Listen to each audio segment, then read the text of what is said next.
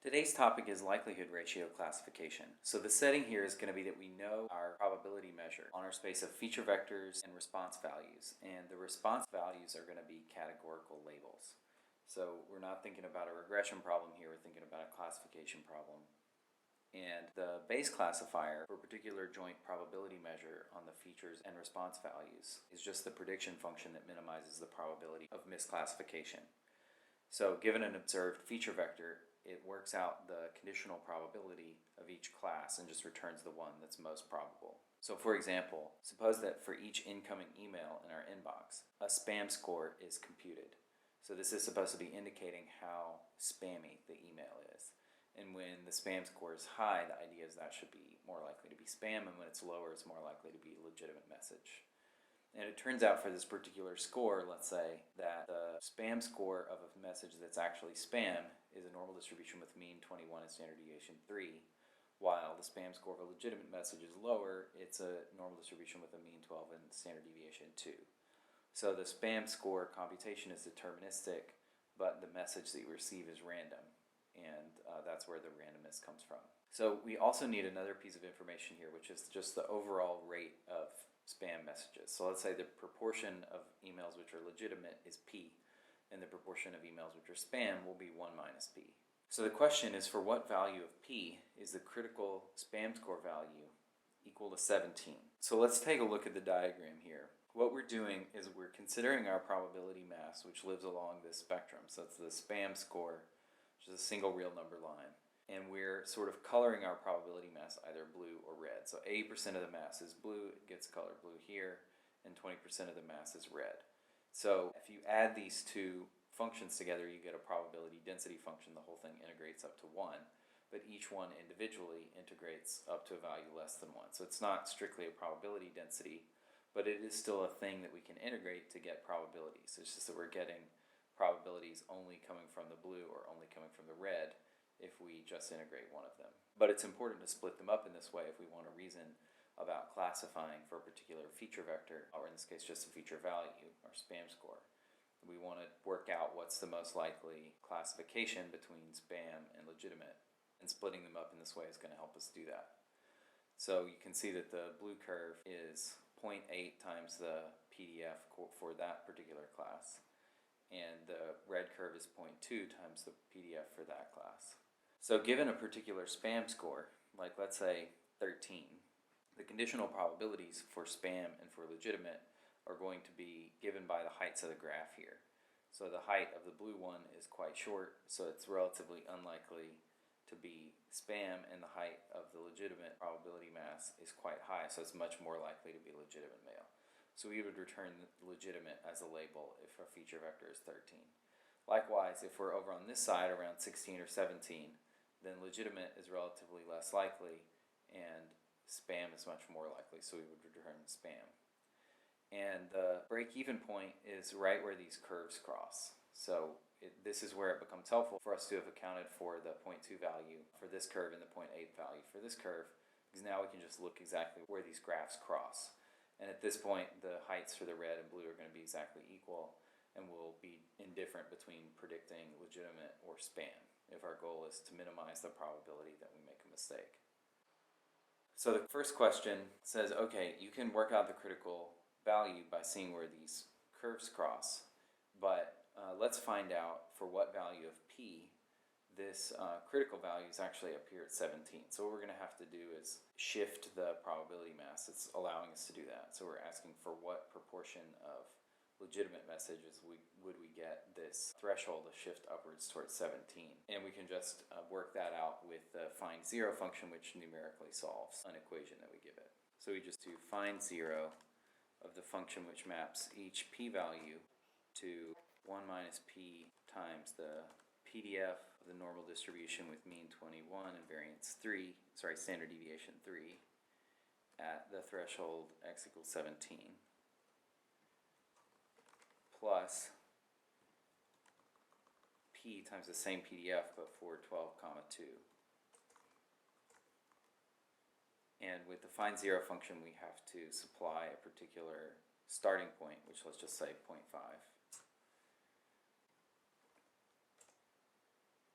and we get a value of 0.86. So if 86% were legitimate and only 14% were spam, then this crossover point would move over. So it would look more like this, and our crossover point would be exactly at 17 here. Let's move this graph back to 80% spam, 20% legitimate, and move on to the next question. So continuing with this setup, let's just suppose that p is equal to 20%. And we want to penalize misclassifying a legitimate message as spam 5 times more than the opposite misclassification. So this makes a lot of sense, practically speaking, because missing a really important email is more important than getting an extra spam message that you can just archive with a single keystroke. So there are a couple of ways to think about this. The most straightforward is just compute the misclassification probability and try to work out where the right threshold is. So let's compute the misclassification error under this new situation where we want to make a 5x penalty for red misclassification relative to blue misclassification. So the red misclassification is the amount of probability mass to the right of our threshold x. So that's going to be the proportion of legitimate p is 20%, and the proportion of legitimate messages that get misclassified is going to be the area to the right of the threshold for this red curve. So that's going to be CCDF. So it's the cumulative distribution function. We put this extra c because we want the area to the right, not the area to the left. So that's a complementary cumulative distribution function. And we evaluate that for this normal distribution at the given threshold x. And then we're going to have a 1 minus p proportion of blue misclassified points, and that's going to be the area to the left of the threshold. So this is just ordinary misclassification error, and if we want to weight the misclassification error, what we need to do is take this part of the penalty, which is misclassification of actual legitimate messages, and give it an extra factor of 5. And then we can just plot this. We get a graph that looks like this, and we have a minimum here somewhere between 15 and 20, closer to 15, so maybe around 16. And we can compute this exactly using the optim package, just by calling optimize. So one little issue with the optimize package is that it treats its inputs as vectors even if they are real numbers. So it's being treated, x is being treated here as a vector that contains a single number. So what we have to do is compute the first value of that vector, which we can do with the first function, or you can index it, just bracket 1 to pull out the first entry. And then we need to supply a starting point, let's say 15, and then we need to give it a method for optimization, and BFGS is a good one for single variable optimization. And our minimizer is about 16, so we can find the actual value here, 16.01 something. So that's the value at which the weighted misclassification error has a minimum. However, another way we could think about this is to look back at the graph and think, okay, here the conditional probability of red and blue were equal because these two graphs were crossing each other exactly. If we move to the right, though, pretty soon we get to a place where the blue graph is exactly 5 times higher than the red one. So the conditional probability of blue for that particular input is going to be 5/6, and the conditional probability for red is going to be 1/6. And if we imagine just sliding slightly to the right and taking a little section of this graph, it's going to be slightly more than 5 times, there's going to be slightly more than 5 times as much blue as there is red. So for that little sliver, we should actually classify it blue, even though we do care more about misclassifying legitimate emails, because that's where we cross over into having more than 5 times as much blue conditional probability as red conditional probability. So we can just look for the place where this blue curve is 5 times this red curve.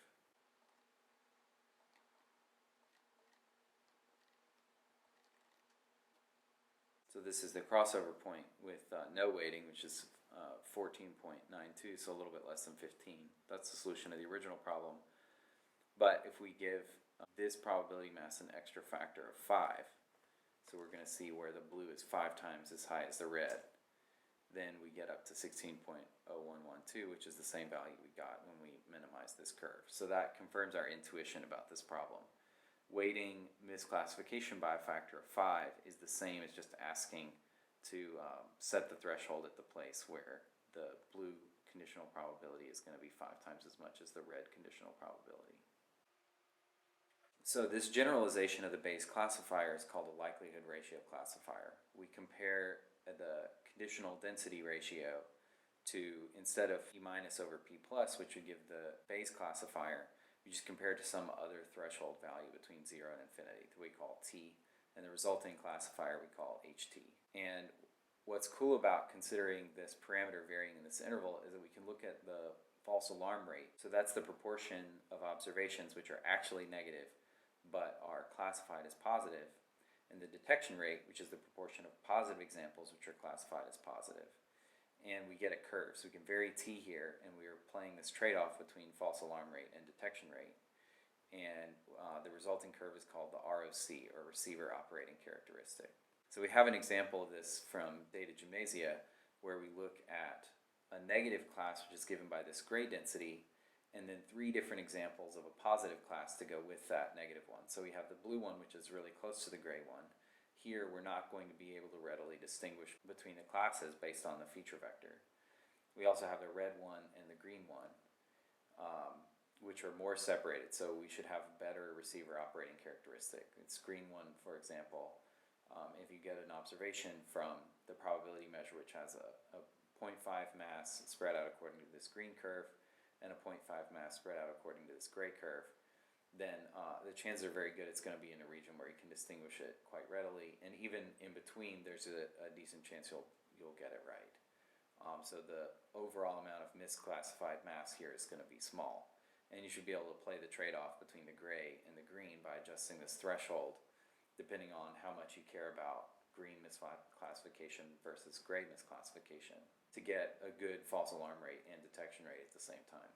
So what we've done here is we've taken just a grid of x values to make our plots, and we've just plotted the PDFs for these 3 means. So we have a mean that's just slightly to the right, more to the right, and then quite a bit farther to the right. And we're just plotting this negative gray function together with these 3 colored functions that are going to be the positive classes to go with this gray class. And then we're computing our false alarm rate and our detection rate. So these are worked out analytically in data gymnasia, but you can say what the threshold is going to be for a particular value of T, and you can use that to work out the false alarm rate and the detection rate. And then the receiver operating characteristic is just going to be a curve made up of these points, false alarm rate, comma, detection rate. And we make 3 plots to go with these 3 possibilities for what the positive density is. And this is the resulting figure. We get this blue curve where we can't really distinguish gray from blue, sort of moving along the diagonal here. So you can decrease your false alarm rate by adjusting your threshold, but when you do that, you're going to decrease your detection rate about the same. So you just have to choose which you care more about, and that'll correspond to some particular position along this blue curve. But you can't do any better than the points on this blue curve. And then this red curve shows that if you adjust the mean to 1, now you can start to tell the difference better between the gray and the red.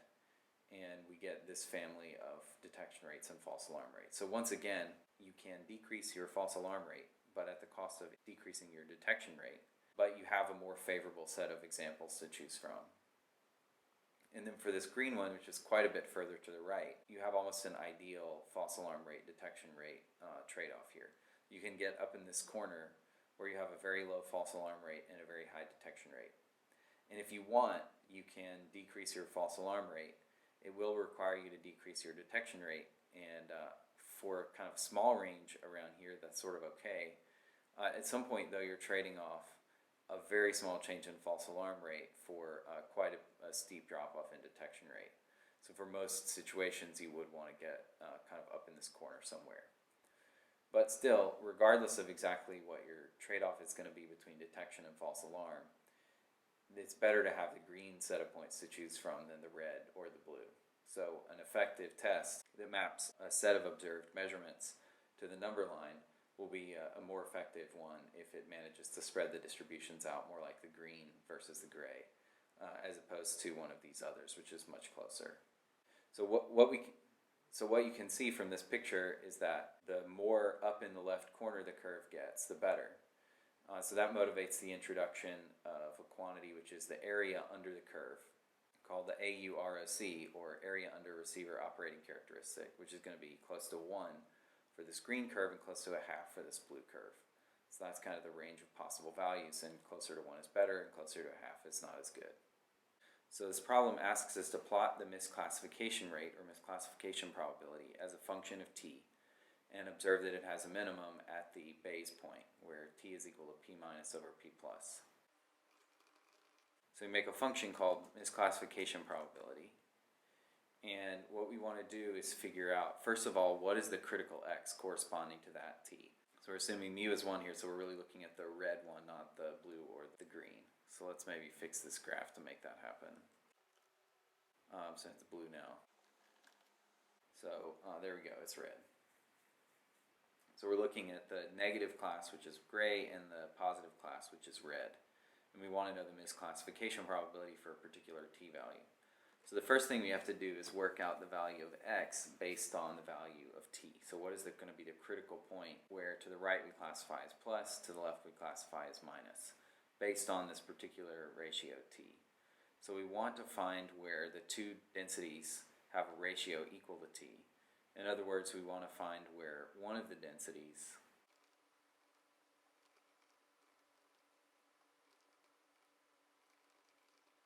minus t times the other density is equal to 0. Then once we have that critical x value, we can compute the total misclassification probability, which is going to be the gray area to the right of the threshold plus the red area to the left of the threshold. And we get a graph that looks like this. So the minimum really does happen at t equals 1, which is the value for the Bayes classifier for this example, because up here, for the Bayes classifier, the critical value of t should be p minus over p plus. And that comes from just solving this equation. If you set p minus over p plus equal to f plus of x over f minus of x, and unravel that, you just get p plus f plus equals p minus f minus. So that's the critical value. If you're trying to minimize misclassification probability, the likelihood ratio classifier is just generalizing this by allowing us to vary this quantity and let it be some other value t. So anyway, the Bayes t should be p plus over p minus, which is 0.5 over 0.5 in this example, which is 1. So if we move left or right of 1, in this case we're going to be increasing our misclassification probability. And that's okay, because we're going to be expressing, by changing t to some other value, that we care more about some other combination of the two types of misclassification probability other than just their sum. So in this last example, we're going to think about one important practical point about the ROC, which is that you can plot it empirically given some data without using any density estimators. So if you want to kind of follow the program that we've developed so far, which is based on having these densities to work with, then what you want to do maybe is like initially come up with some density and then use that density as though it were the real one and try to work out where the threshold is based on that. It turns out, though, there's a more straightforward way to do it, and this is in practice what people are usually plotting in research papers when they talk about the receiver operating characteristic. So let's cook up our own data, which is obtained by drawing, let's say, 100 observations from a joint distribution which has class conditional densities of unit variance and means 0 and 2, each of which is a Gaussian, and where the two classes are equally likely. So we can sample by first drawing a label, positive or negative, and then draw the feature vector from the corresponding class conditional density. And what we'll do is approximate the receiver operating characteristic by finding the detection rate and false alarm rate just for those particular points. So the perspective to have in mind here is, suppose we have some observations, let's say 5 negative observations, and then 4 positive observations. If we consider what happens when we use a threshold, let's say at this point, meaning that we're going to classify everything to the left as negative and everything to the right as positive, then our false alarm rate is going to be the proportion of negative examples that get classified as positive examples. And actually there are no blue dots here to the right of the threshold. So all negative examples will be classified as negative examples. So our false alarm rate will be 0. Our detection rate is going to be the proportion of positive examples that are correctly classified. And there are 4 positive examples here, and we get 2 of them right. So the detection rate is going to be 2 over 4. And you can do this for every potential threshold. But notice from here to here, you've got the same points on the left and the right, so it's going to lead to all the same classifications for the given observations. But if you imagine moving the threshold, then the false alarm rate and the detection rate will change. So for example, here, the false alarm rate, again, is the number of negative examples that get incorrectly classified as positive. And in this case, that's going to be 1 over 5. There are 5 negative examples and 1 gets classified as positive. And the detection rate is going to be 3 over 4, since there are 3 positive examples that are correctly classified out of 4 total. So we get a bunch of false alarm rate, detection rate pairs by moving this threshold around. And we can plot all of those pairs, and we get something that's going to closely approximate the actual receiver operating characteristic if we have enough observations. So let's see that in action.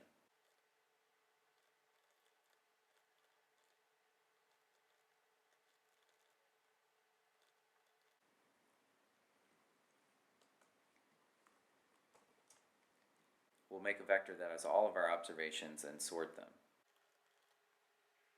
Now let's look for all of the midpoints between consecutive observations, because if we check the false alarm rate and the detection rate for all of those points, that's going to be all the false alarm rate detection rate pairs we can get.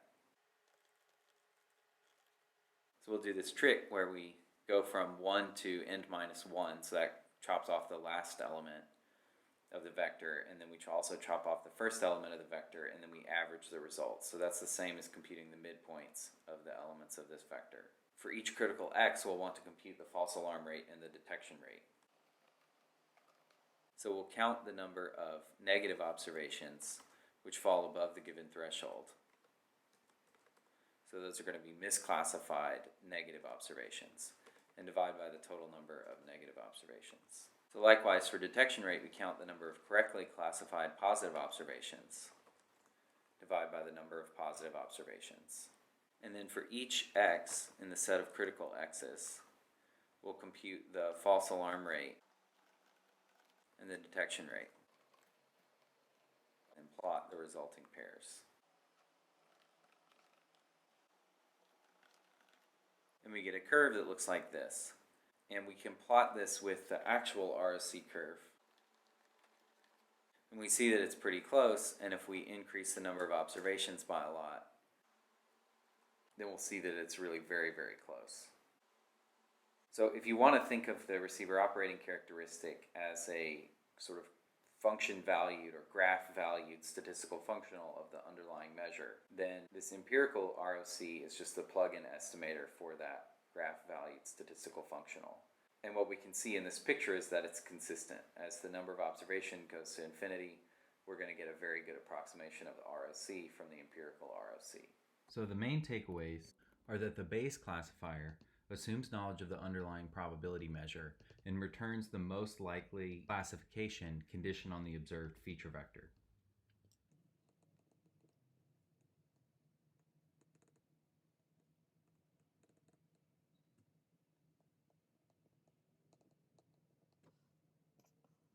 The likelihood ratio classifier, specifically when we have 2 classes, generalizes the Bayes classifier by allowing us to compare the density ratio to some other value. Note that if t is equal to p minus 1 over p plus 1, then this inequality can be unwrapped to say that p plus 1 f plus 1 is greater than or equal to p minus 1 f minus 1. In other words, the likelihood ratio classifier agrees with the Bayes classifier for that particular value of t. Lastly, the receiver operating characteristic is the set of pairs that you get when you look at the false alarm rate and the detection rate for a given likelihood ratio classifier.